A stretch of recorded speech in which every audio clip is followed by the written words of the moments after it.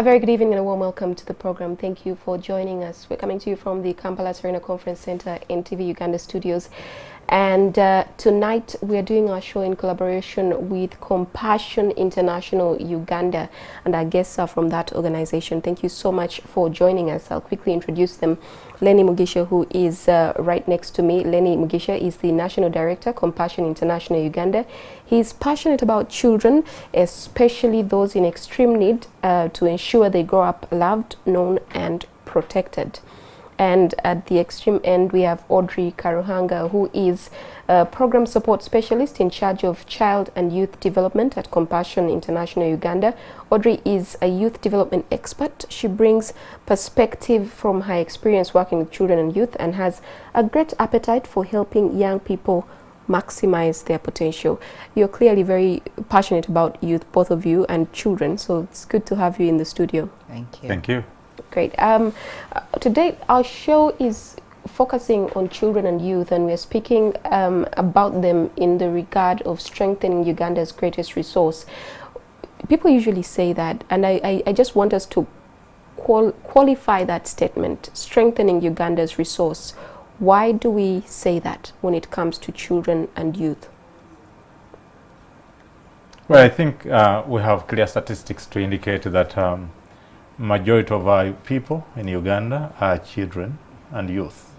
So if you think about an investment that is going to transform this country, that investment has to be directed again to the young people who are children and youth. So talk about the resource. If you ignore that age bracket, you probably are putting the future of this country in great danger. All right. Oh, Lenny, now that you started speaking, could you just speak to us briefly about what Compassion International Uganda is doing or does? So Compassion has been in existence across the world since 1952, and particularly in Uganda we began ministry here in 1980. Our work is to help children. So if you go by our language, we say we raise children from poverty in Jesus' name. So our work is focused on children and youth who are born and raised in extreme need, whose potential can never come to pass just because they are born amidst a lot of need. And so circumstances that are limiting in so many ways. So as a ministry, we work with the local church, evangelical churches in Uganda. We currently partner with 444 churches, serving 130,000 babies, children, and youth. Different ages, different levels, different circumstances, different challenges, different abilities. And our work again is to work with churches and the communities to identify those and help them to be able to live their dreams, because every child has a dream. And our work is to help them to live up to their dreams. Okay. So I take it that you are a Christian organization. Okay. Yes. Audrey, maybe you could then define for us, by Compassion International Uganda standards, who is a child and who is a youth? So in Compassion, we have them in three main categories. We have the early childhood stage, where we work with children aged 0 to 5. Then we have what we call our childhood stage, which is 6 to 12 years of age. And then what we consider youth at 13 years to 22, which is the age at which we stop supporting the beneficiaries. Okay, so what kind of work? Let's go stage by stage. So what kind of work do you do with 0 to, you said 0 to 5 yes, is please. the first stage. What work does Compassion do with those children, the babies, really? So even that is split into two. We have what we call the survival program, where we intervene in the life of a child before they are born. So the group we work with, in that case, we work with mothers of highly at-risk babies. There'll be different circumstances, maybe a child mother, someone aged 13, 14, 15, or they might be older, but then it's a very at-risk pregnancy, maybe certain situation, their unique circumstances. It could be mental health issues. It would be all kinds of circumstances where the pregnancy, for the sake of the child, that pregnancy is highly at risk. So we will come in what we call that the survival program, survival of the child. So we'll work with the mother to ensure that the mother is safe and healthy so that they can have a healthy baby born. A question from that. So, Lenny, you mentioned that you work with churches. Do you work with hospitals? Because I think that there are a lot of mothers in the hospitals who might not be in the church, but who might need the kind of help that you're able to give. So essentially, much as when we speak about working with the church, we are not working with the church as a place where all solutions are found. A church is a catalyst to connect with the other players in the lives of people in terms of their development journey. And so churches work with hospitals, they work with the local government, they work with schools. And so essentially when we talk about working with the church, we are talking about the church as our base to be able to connect with other players in the life of the baby, child, and youth. Okay. Yeah. All right.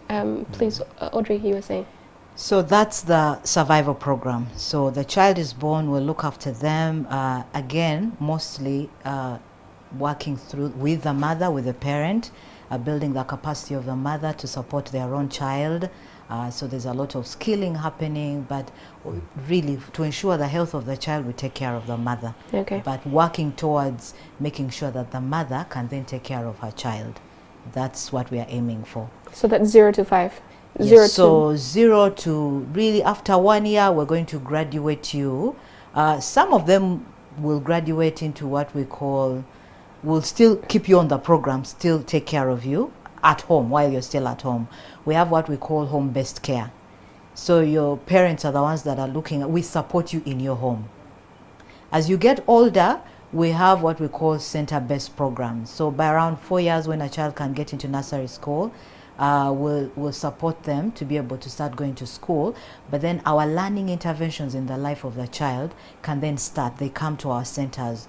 The churches Lenny mentioned, we have learning development. We are what we call a child and youth development organization. We really say we don't want to just do relief work, just giving it. We want to be able to work towards developing this child, seeing them come up to their potential. So center-based programs will then run from ages 4 up to 22 when they leave school. But so when we work with you from about 4, you're coming, we start you through school, support your educational endeavors, but beyond sending you to school, we also want to skill you. We have a lot of skilling that happens even at the church centers in various dimensions. We also want to focus on what we call holistic child development. Okay. Their cognitive development, their spiritual development, their social emotional development, their economic development as well, and their physical development. All right. So this is, I'm guessing this carries on to all the children and the youth as well. Yes, please. But what's specific to the youth?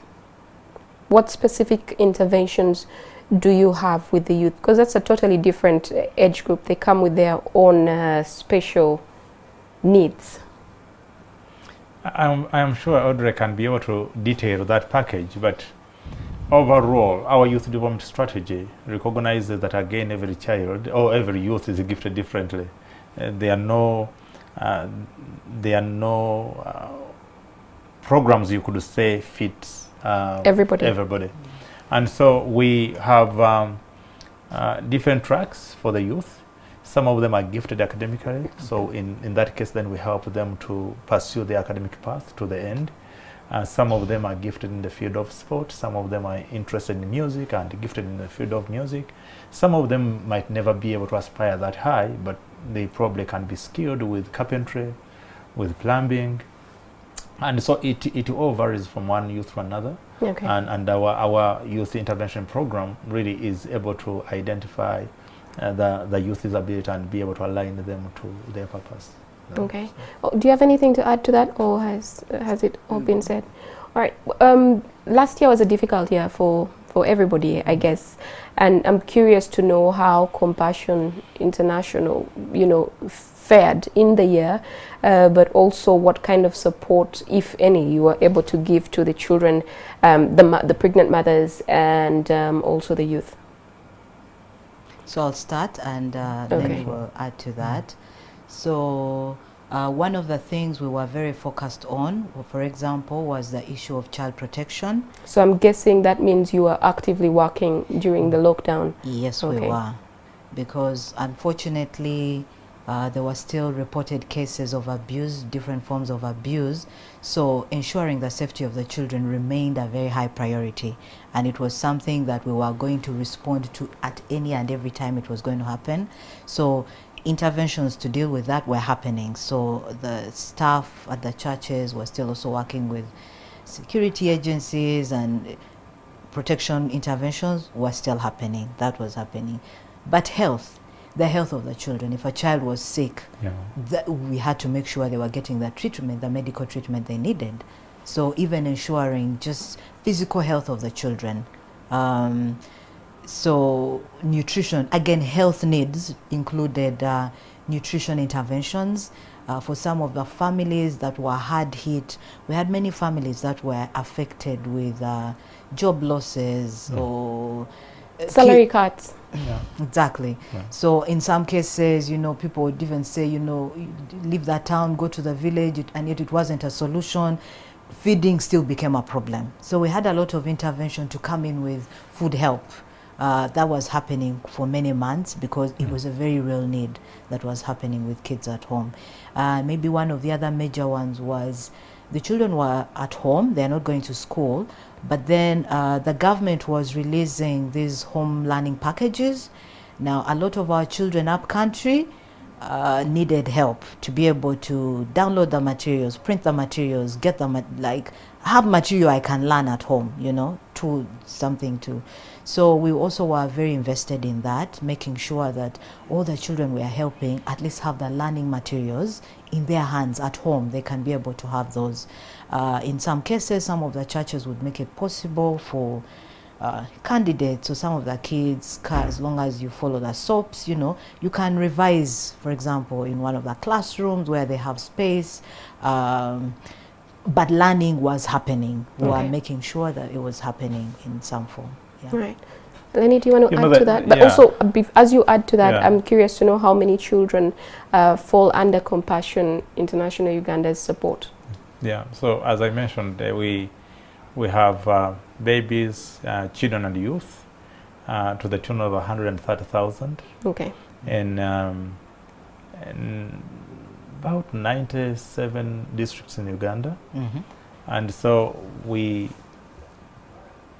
I just wanted to say something about what Audrey was talking, when she talked about health. I remember this case of, we talk about children who live in extreme need. During the lockdown, public means of transport were not working at all. So we had a particular case of a child who has to survive on blood transmission from time to time.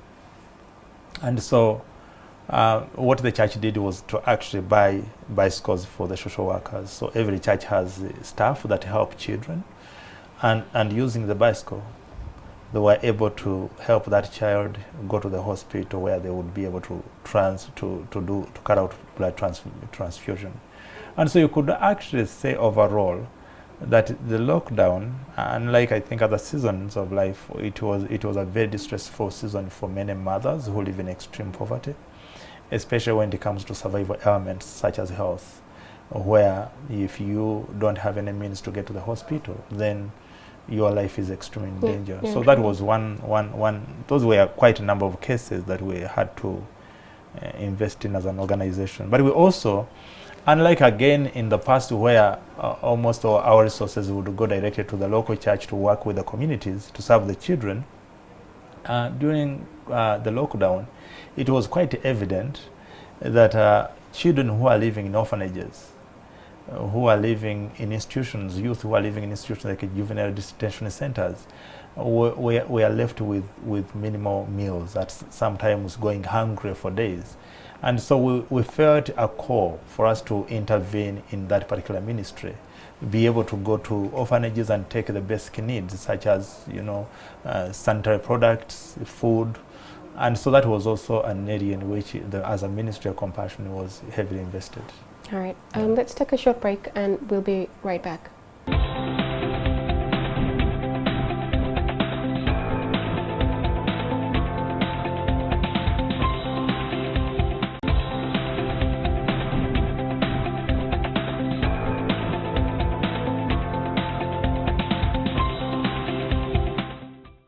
Welcome back. Thank you for staying with us. We're coming to you from the Kampala Serena Conference Center, NTV Uganda Studios. And we are speaking about children and youth. And in the studio, we have Audrey and Lenny from Compassion International Uganda. Speak to me about the greatest need for a child, and give me a sense of if they were robbed of that greatest need during the lockdown.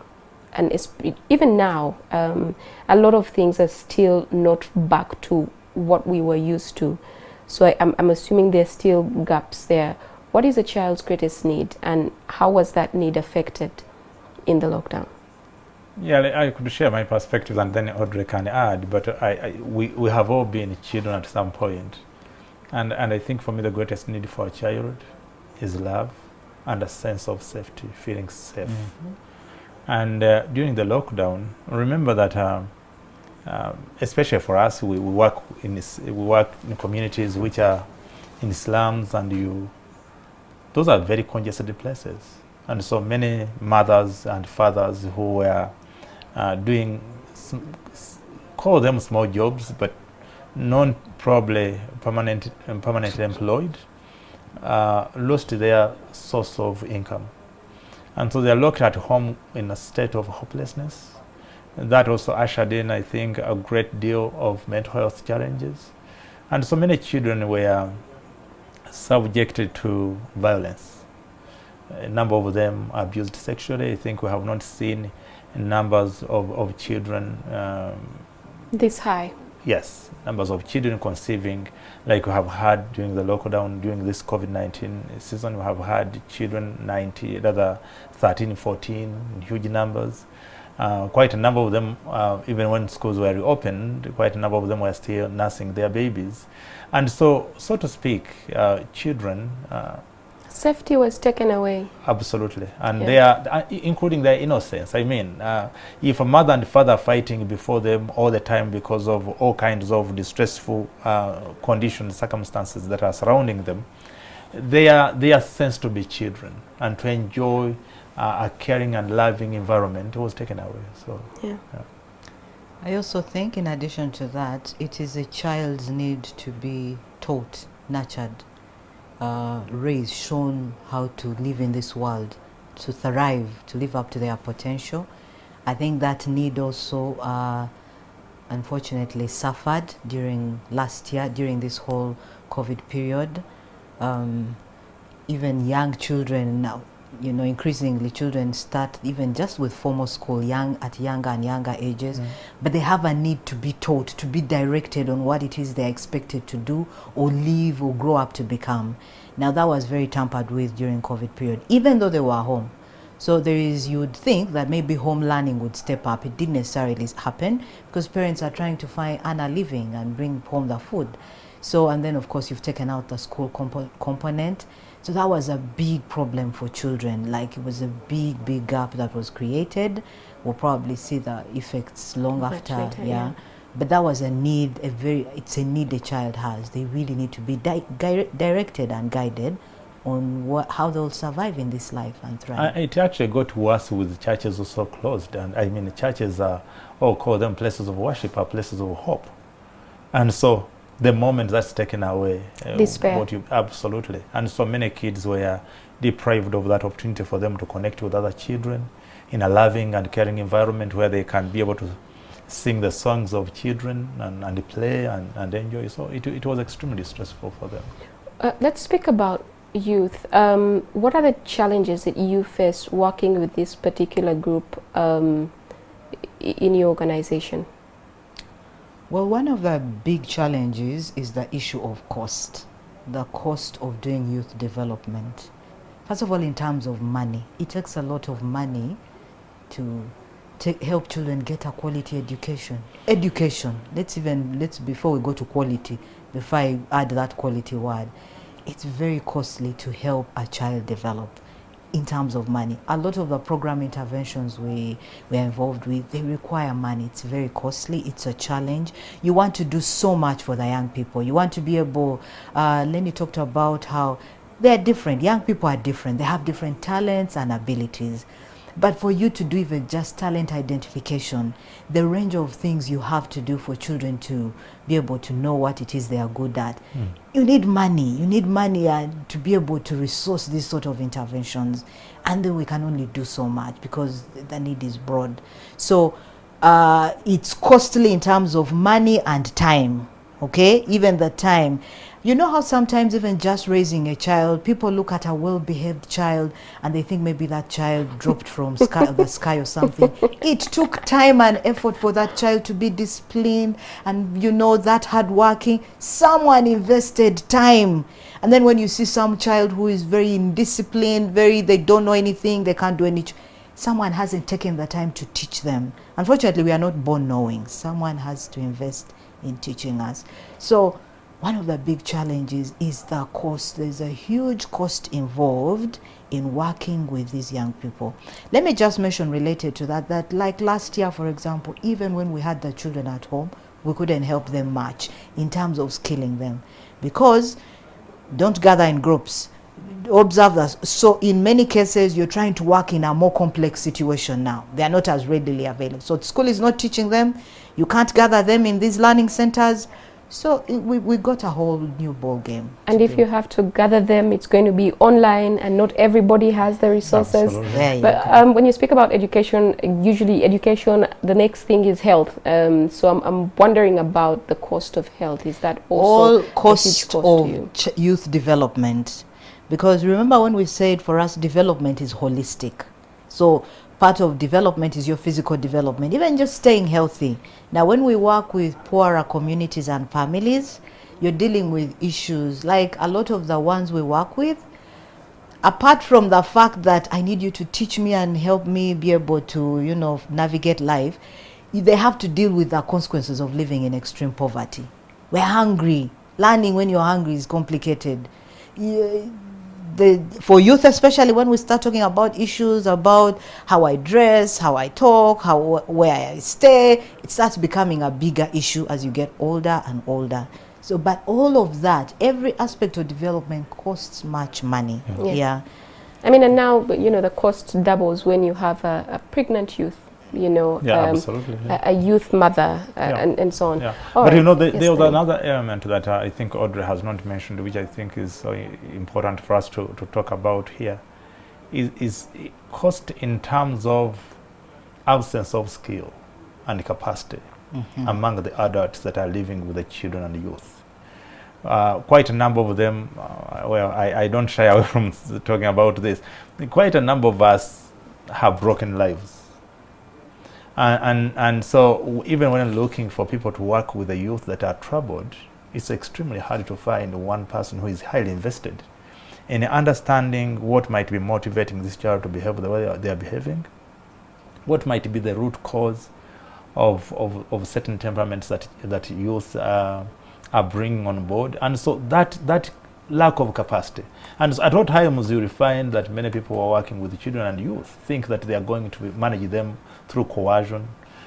Some of them are subjected to harsh treatment in anticipation that they are going to obey more than they have. So overall, I think we have a vicious circle of anger and bitterness that moves from one generation into another and is poured out into the next generation. So before you know it, you are looking for somewhere to extend care, love, and compassion to a child to help them to become who they are meant to be. And it becomes hard to find one. And that person is also dealing with their own things. Precisely. Yes, Audrey. What Lenny just talked about in terms of the people, this technical gap, the skill gap among the workers is a real issue. I want to take that sadly and with all due respect to even the school system. A lot of people who are working with the children and youth are themselves in need of training and skilling so that they can pass on the right skills. We had a very unfortunate incident, sorry, I'm calling it unfortunate incident recently, where there was a BBC interview of interviewing a teacher, one of the teachers in the rural communities. I call it unfortunate because the teacher that was interviewed was an example, a sad example of the kind of some of the teachers that we are asking to teach the children and youth that we are working with. Now, I don't know if you were able to see that interview anyway, happened, and there was a lot of talk about it. But if you find that the quality of the workers, the people invested in training and building the capacity of young people, you get more concerned, because then you reproduce yourself. Yeah, that's true. Yeah. When you were speaking about these things, Lenny, what you were speaking about earlier, I started to think about mental health challenges, and I'm wondering if that's not a big deal, especially with this age group and even the younger children. And does compassion come in at any point? I like the name of your organization. Does compassion come in at any point to assist in this area? Yeah, we do. Quite frankly, when you think about the numbers of children that we support, again, the capacity is still so limited. Yeah. Leave alone, I think, the money, you might actually have money, but you never find the right skill that you need. So we need counselors in all those places, in every community where we're working, and sometimes we can't find them there. So we have to find the counselors within urban centers like Kampala, and then transport them to those places to engage with the youth that are struggling with mental health issues. And addictions and things like that, yeah. I mean, they are struggling with all kinds of things, and without a loving and caring environment, they simply continue on the path of destruction. Okay. Yeah. What is the status quo when you think about it regarding children and youth as we stand? I think the current state is one where we are faced with the neglect. I think the adults are extremely busy and out and about. We have extreme abuse. I think for me, the most disheartening moment for me is to see a child who is helpless, and the adult who is meant to be helping them is actually harming them. So we have had lots of corporal punishment issues. We have had issues of abuse, sexual abuse. We have had. So when we talk about status quo, we're talking about as a community, as a nation. I think we care less about the weak. Those of us who are strong take advantage of the weak, unfortunately. So when we talk about status quo, we're saying we can break that cycle by getting a critical mass of people who care about the weak, who include the children. And that way we are able then to build another nation that really could transform one generation after another for the good of each and every Ugandan. So yeah, but Audrey, what about you? Also part of the status quo, I think one thing that has also become very obvious is the huge inequality, even when it comes to our children and youth in this country. We've seen that when it came to the educational system since last year, for example, when you realize in some of the urban centers, those who could access education opportunities, even in lockdown, and the huge majority who couldn't. So, for example, you work with a family and we support 1 or 2 children in the family, and those are the ones we can help print out materials. But the rest of the kids, the family just doesn't have the capacity to access just learning materials. So you remember there were those stories of, they'll bring that radio and TV for the village. But really, it then was able to show that so many people are not able to access the same opportunities, even just learning opportunities that other people can. So we again, during COVID, were able to see, for example, international schools could open and operate. A lot of the vast majority of children in this country currently will still have delayed to be able to get into the school system. You see they're being left behind. They are being left behind. Stuff happens and some of them are not going to catch up, not going to reintegrate into the system. I think one of the things we are also seeing is the big differences and inequalities in the children and youth in this country. They all don't have the same opportunities. When you speak about the differences, the inequalities, I'm curious to know, is there a gender aspect to the work that you do? Well, when we are taking on children, we really, I don't know if it's intentional, not intentional, we end up registering and taking on more girls. There are reasons around that. Yeah, part of it, is we'll go to a family and we want to support them, and usually maybe the girl hadn't been prioritized to begin with. So when a chance comes, okay, you can now help this one. That happens. But sadly, while we start off with more girls when they are younger, unfortunately the completion rate, more girls drop out. Still, issues around gender. More girls will drop out of school, more boys will persist through schools. So, but we try to take them on and say the common thing is the factor of living in poverty. But again, more girls will have been taken on. But it's sad. One of the things for me that pains me is the fact that we're trying to help the girl child, but we still have a long way to go. Even when you give them the same opportunities, they deal with more hindrances and things and hurdles, and so more of them still drop out. So you'll still get more boys completing school. Not their fault. I was excited when you said, you know, you didn't even want to say it, but you eventually said, yes, more girls. But then it broke my heart when you said, you know, the completion rate is again the same thing we see in everyday schools. Yeah. Let's take another short break and we'll be right back.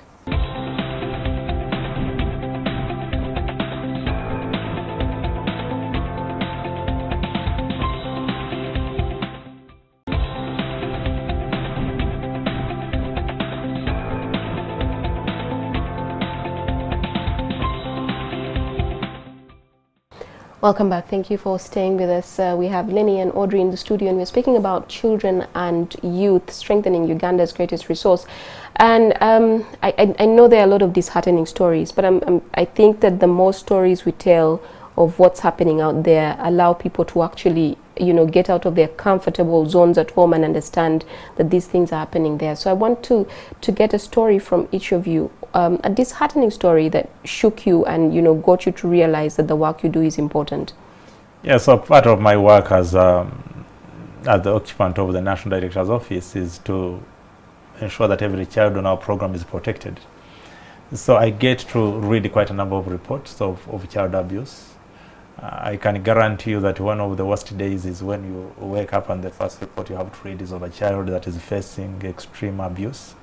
But particularly the most disheartening story, and it remains disheartening to me because it is not solved yet, 5 years later, was of 3 boys, 13, 14, 2 of them I think were 14, and one of them was on our program, that were murdered. Were murdered by somebody who, based on the stories we have read, were murdered by somebody who is known in the community, who alleged that they had stolen his chicken, and so he killed them brutally. And since then we have worked with community law enforcement agencies, and we have not been able to bring that person to justice. So for me, for us not to have been able to seek and receive justice for that child or those 3 children remains a place of pain. Yeah. Yeah, it remains a very painful case. We have another one which I could mention, is of a girl who was molested by a stepfather, and the mother was at all times persuading that child not to come out. By the time we discovered this case, the girl had been emotionally drained at the age 9. Had been her private parts had been extremely deformed. Thankfully, it's no longer disheartening because we have been able to bring this child into direct touch with a counselor who is helping her right now.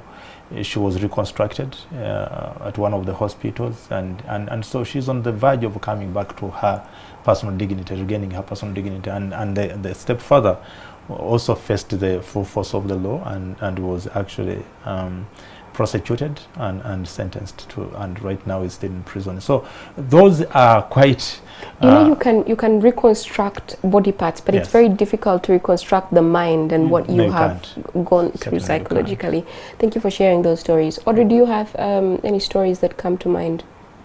Well, apart, I won't repeat going to the space of abuse cases. I think for me one of the painful things is the number of children who are academically gifted or gifted in different places who we must stop supporting earlier on in their school life because we no longer have the resources. So you get a child, there was a particular boy who was one of the best students in the Kabale area at his S4, very brilliant boy, but because he started school late, By the time we got him, he was already an older boy, very brilliant, very academic. But then what happened is, because we stop at 22, we can't keep going for forever, unfortunately. So unfortunately, by the time he's in sitting S4, he's 21. So when we stop, he stops there. Now the problem is, there are quite many of those. You wish you can help this child. So then you ask next year, was then the church, could you mobilize extra resources and help? No, the boy is now pushing a wheelbarrow in town. And you know, unfortunately, there are quite a lot of those. When I say cost is a problem to youth development, it is that you want to help, but you can't help indefinitely. I'm very curious about, so people, youth like that, and there are organizations you can partner with that then maybe can take them on further, scholarships, something like that. So most scholarships, for example, for his case, it would have been good if he had, say, gotten to S6, for example, and you say qualify for a government scholarship. A lot of the organizations, even they will tell you, they wish they could help everybody. You can't help everyone. But what hurts more is when you see the potential in a young person and you cannot help them. And you're just feeling like, couldn't really, how do we make people understand that, first of all, this person's life, if it stops at this level, even his future children and family are not going to go as far. But I think it's a loss to the child, to the family, to this nation. We have a lot of those young people in this country.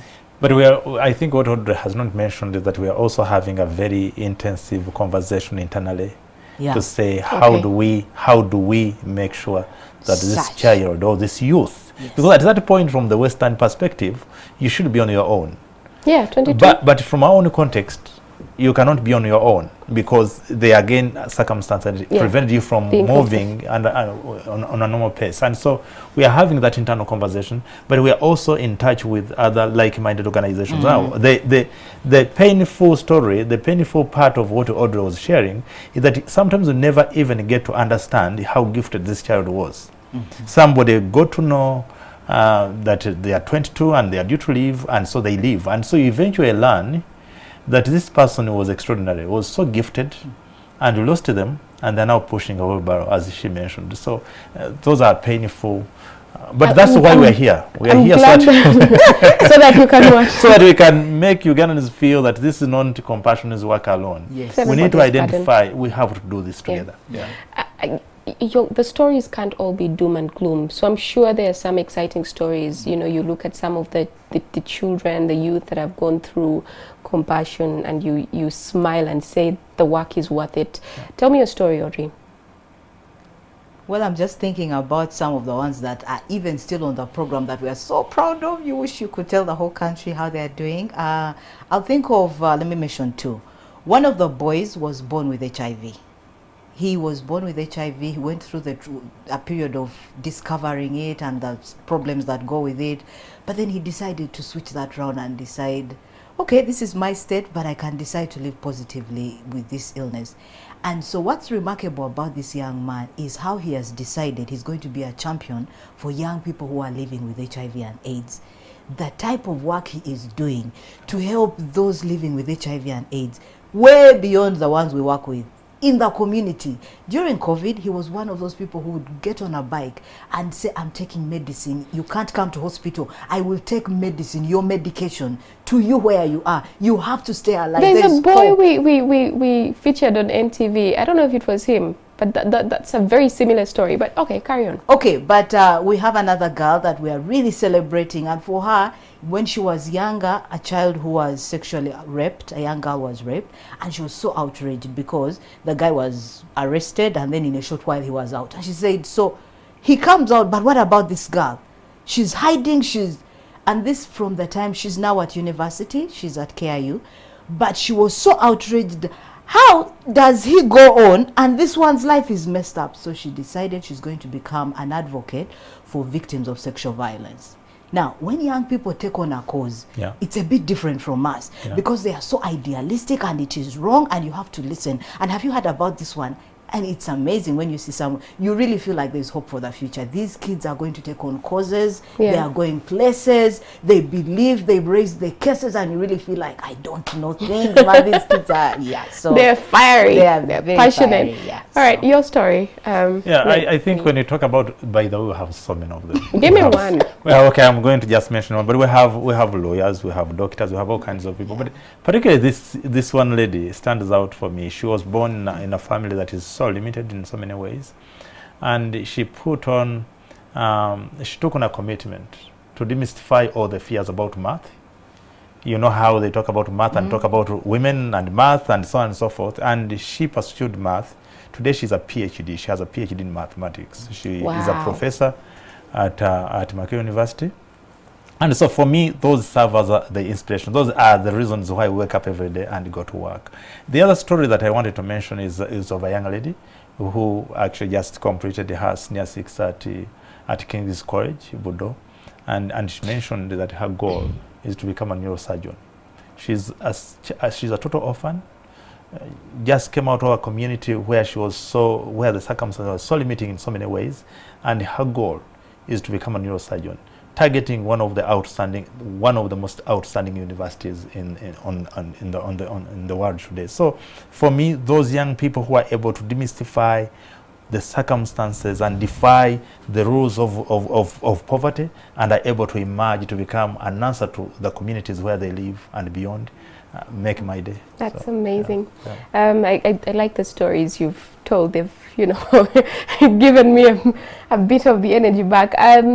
As we close, I'm just going to give each of you a minute just to speak to us about what Compassion was doing during COVID, what amazing things you were able to achieve to improve the welfare of children, but also to speak to the ordinary person who is out there watching. How do they contribute to improving the welfare of children and youth in Uganda? I'm going to start with you, Audrey. So some of the things I thought we take for granted, but which the organization was able to support, was providing for food. I think we take for granted food until you hear people's testimonies about how being provided food periodically was making such a huge difference in their lives. Yeah. So I think I was very thankful to be part of an organization that made that happen for people. But for us, if I'm at home, what can we do? There is so much we can do. We started out by talking about how children and youth are a resource, our greatest resource. I think that if all of us could understand that any and every contribution we make towards the development of a child, of a young person in my community, if it begins at individual level, caring enough, for example, when abuse is happening, speak out, like intervene and do something, because this is the welfare of a human being at stake, and they are the generations that come after them. Yeah. Do something that, now also if you are in position to help a child in some way, maybe you can't pay all their tuition, but maybe you can make it possible for that one term for them to get books or part of their tuition. If all of us, because that cost issue of development, if more people, let's say more organizations, decide that our corporate social responsibility aspect will be to support another child finish school, we'll just pay for A-level or we'll pay for O-level, something. The more of us in this country that can see the need for us to be involved in the welfare of children and youth, I think then there is hope. For every one child we make a difference, it's all the difference in the world. So let's not look at them as, there are so many millions of them. Let's worry about this one you can help today. They don't have to be your relative. They can be in the neighborhood. But if you can keep them off the streets and in school a bit longer, it helps them and those that will come after them. Thank you very much, Audrey. Lenny, you're going to close us off.